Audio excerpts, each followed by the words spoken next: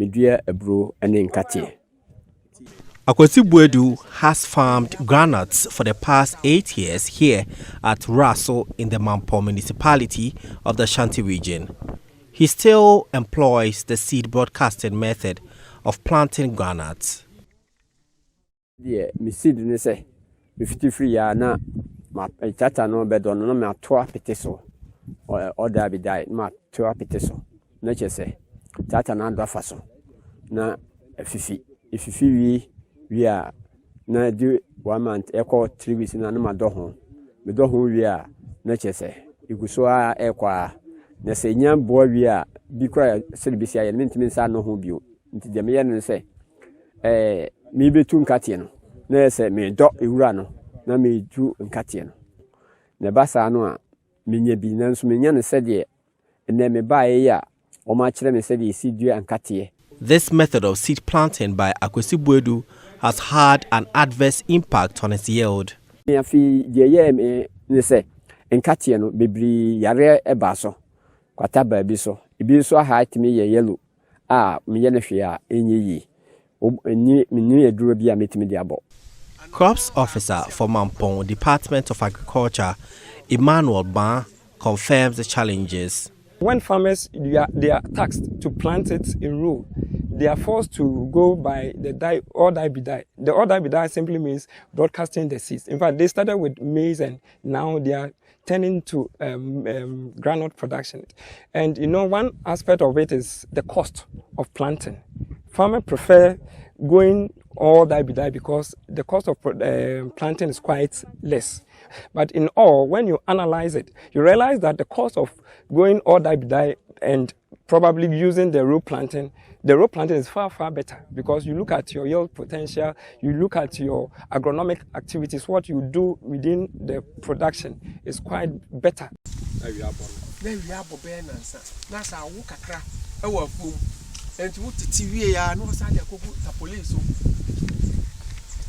Unlike other projects, we have off-takers.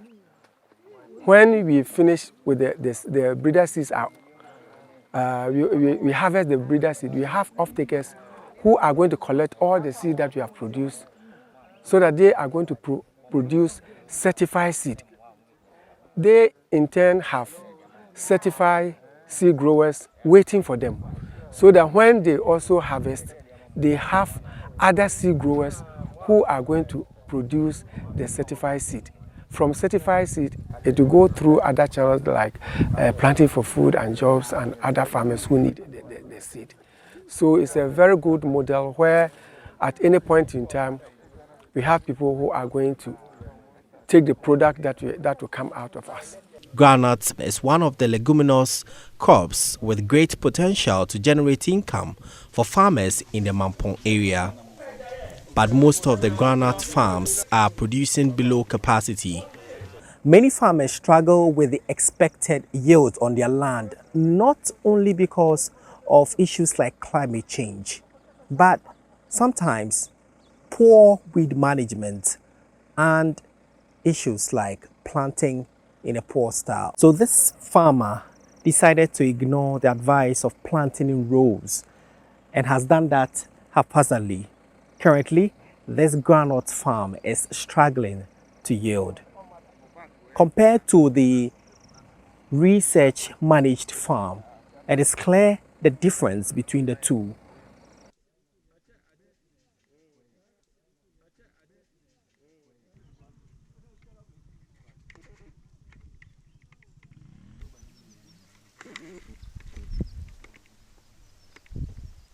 This is the research-managed farm farmers here are being introduced to.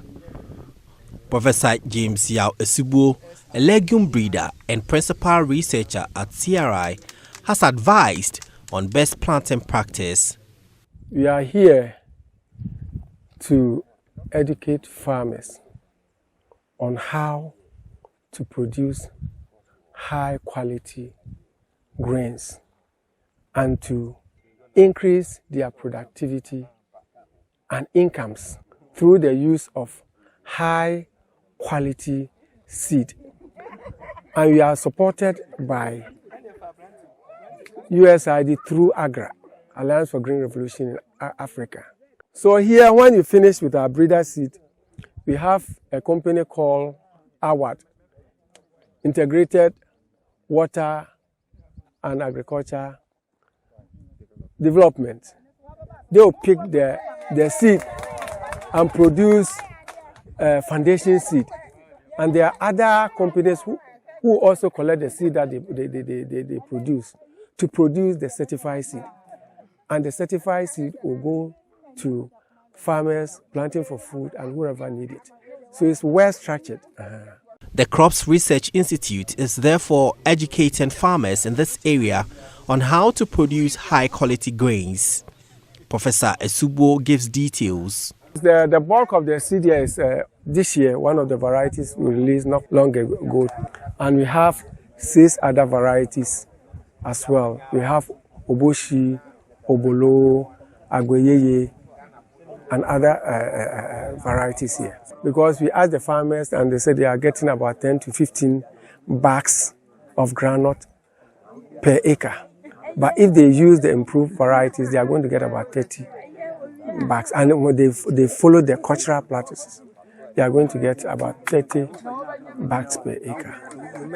Director at the Crops Research Institute, Professor Moses Mochia, says the training is critical to improve the seed system for farmers. We've been part of this program because we want to improve the seed system. When you talk about the seed system, we have 3 categories: the breeder seed, and then the foundation seed, and then certified seeds. We are at the apex. We are producing the breeder seed, and we found it very important to train farmers as well, so that when they get hold of the seeds that we give to them, they should be able to plant it in such a way that it will increase their yield and improve their livelihoods.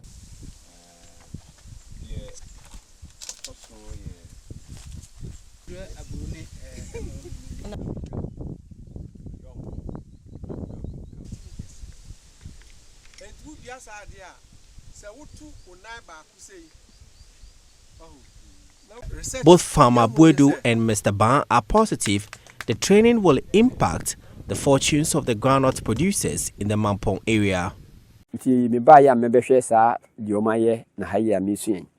Me ti hu se eno me hwe se de na high city ene peja kosora ne che se me hu se se me di wi to me de ne ho a ne che se me di agricufo de no eye adwuma na de me hwe ne se nka metimi aduano dodo ababiti masomase na nka metimi aduano dodo na maye seed grower na watimi aboa me usikasemo na meso metimi aye na maye ni na ye ni ye na mse me benya abapade aduanti ebetimi aboa me ama me ye ni ye a ebetimi aye ye na fesu meton so a metimi anya bibia frimo na metimi dia ye de me ade bia ehia me bia. I'm believing that this time around farmers are going to get whatever they needed in the groundnut production, because hitherto they take about 15 bags per kilo, and with these varieties that have been released now, the potential yield is about 30 bags per kilo per acre, which is quite great.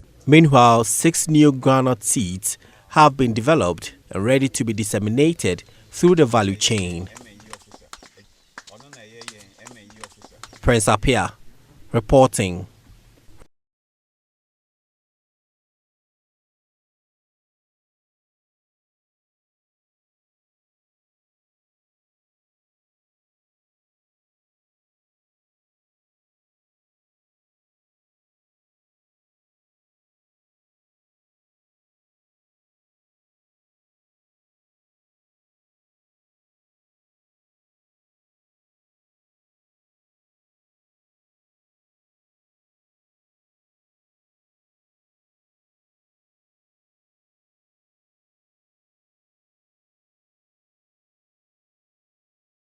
There is no illusion about the fact that Ghana's agriculture is already affected by climate change, with farmers experiencing the effects manifested by erratic rainfall that differ from historical patterns, high and rising temperatures, frequent droughts, floods, erosion, increase in post-harvest losses, and of course loss of arable land through desertification. Currently, Ghana's agriculture is almost entirely rain-fed, as the country has only realized about 4% of its irrigation potential. Clearly, there is a need for greater investment in irrigation if Ghana is to build the needed resilience to combat climate change and, of course, as we all know, the pandemic of COVID-19. Thankfully, Ghana Commercial Agriculture Project of the Ministry has been a major vehicle for delivering irrigation projects in the country. Under GCAP, or the project, government is working assiduously to improve agricultural productivity and production among nucleus and smallholder commercial farmers. This irrigation scheme, therefore, offers a unique opportunity for commercial agriculture across the entire value chain.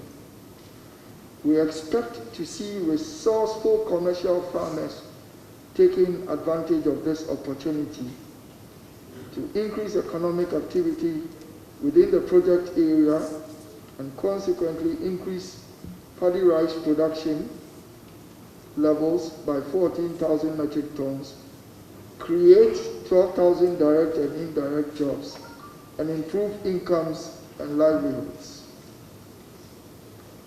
Mr. Chairman, expected annual revenue from direct farm operations is estimated at over 30 million Ghana cedis. In addition, the project will generate demand for downstream activities, including aggregation and haulage services, agro-processing, packaging, and marketing services.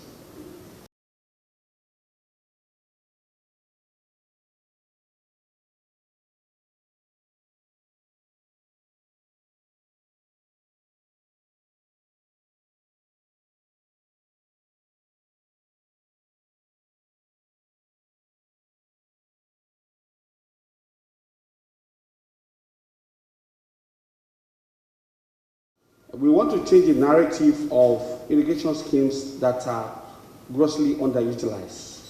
And that's why we are bringing in investors from medium to large-scale farmers who will, work with our smallholder farmers, bring them, integrate them into the global value chain, and also generate a lot of employment and economic activities in the communities around there.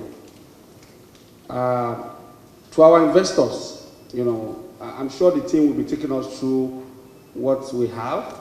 Our expectation is that we are going to end up with investors that will be very committed, to the investment on the schemes.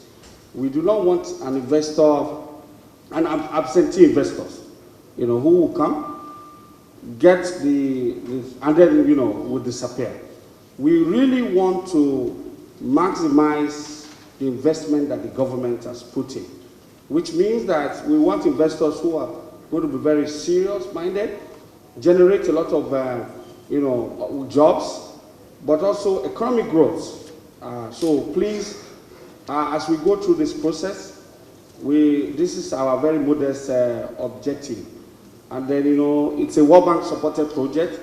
So all the processes are going to be, done or carried out following the government of Ghana, but also the World Bank Group, procedure for attracting investment to this type of facility.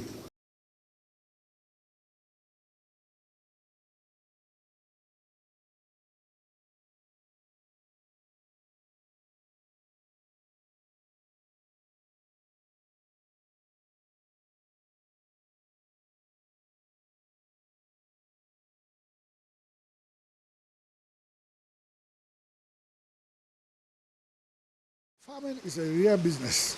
I mean, it's a real business. If you look at, if you've been to go the exotics, the banana farm, I've been there before. Yeah, it's on the right bank. It's a huge thing. You see, what we are saying is that we need to build our productive capacity as a people.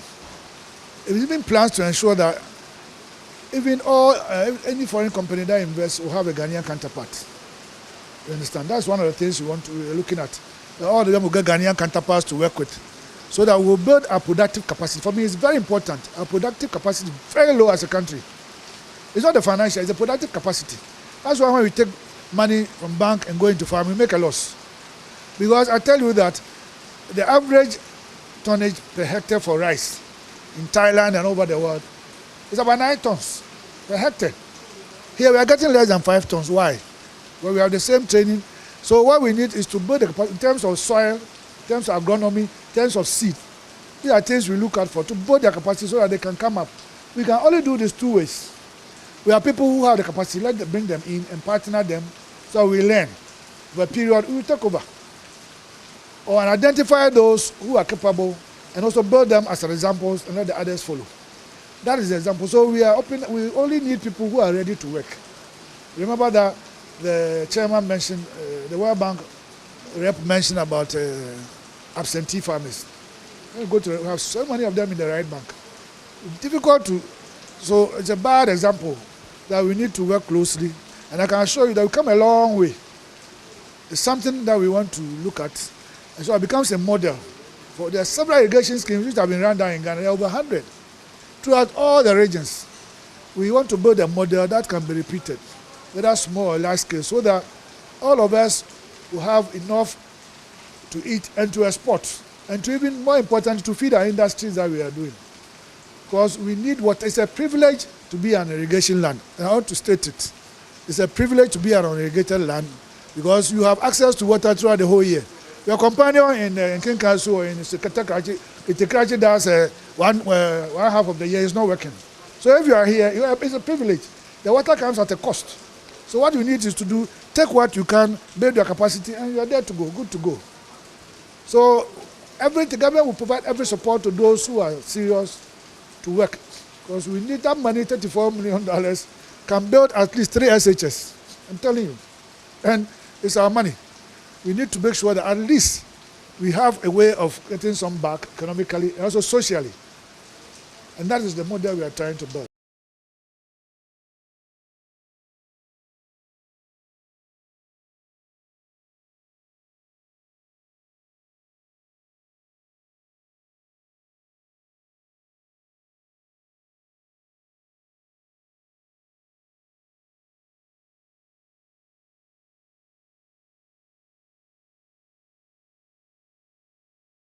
Daniel, I'm the operations manager for the Ghana Commercial Agriculture Project called GCAP.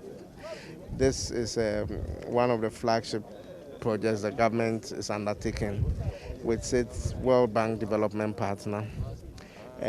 Basically, today we are here to participate in an investor conference because we have completed a very major irrigation scheme in the country called the Pond Left Bank Irrigation Scheme.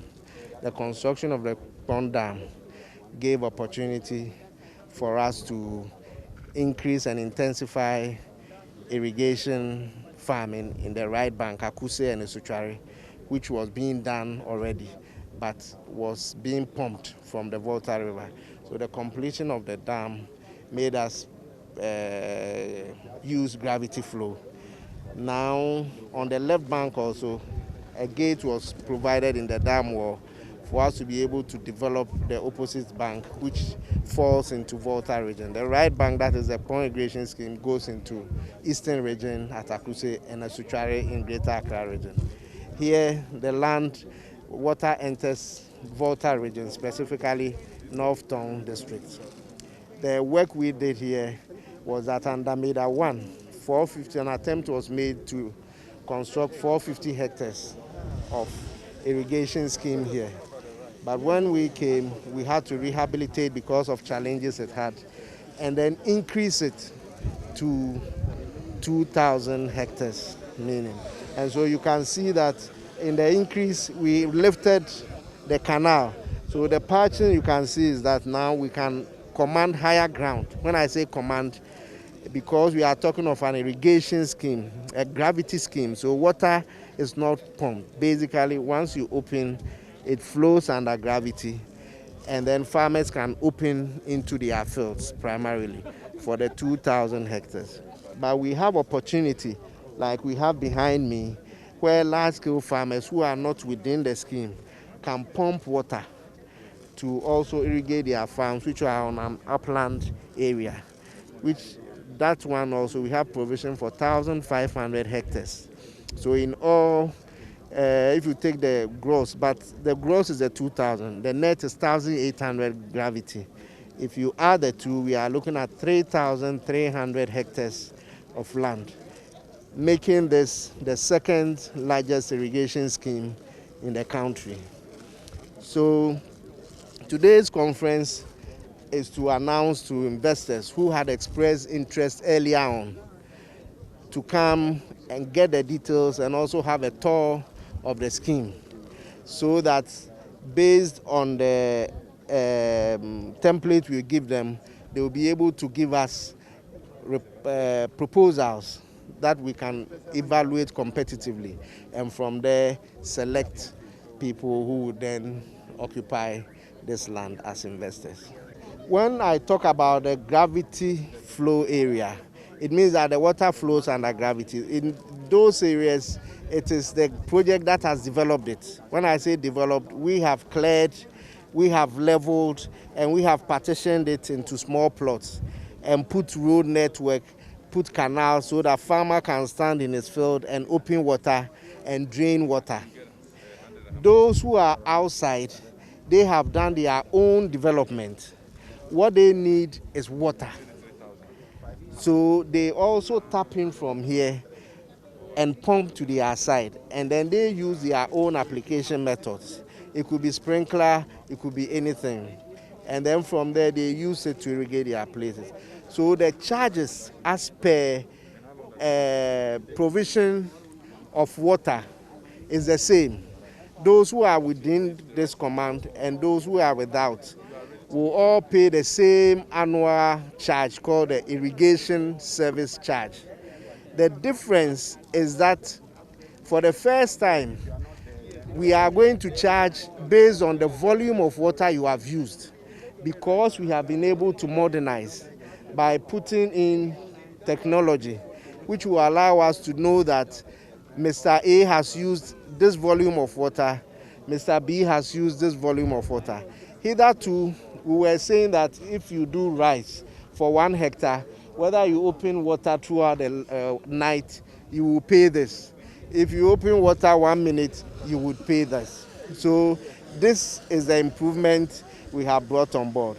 But those within the gravity command, they are going to pay a certain upfront amount because of the land development, the investment we have made.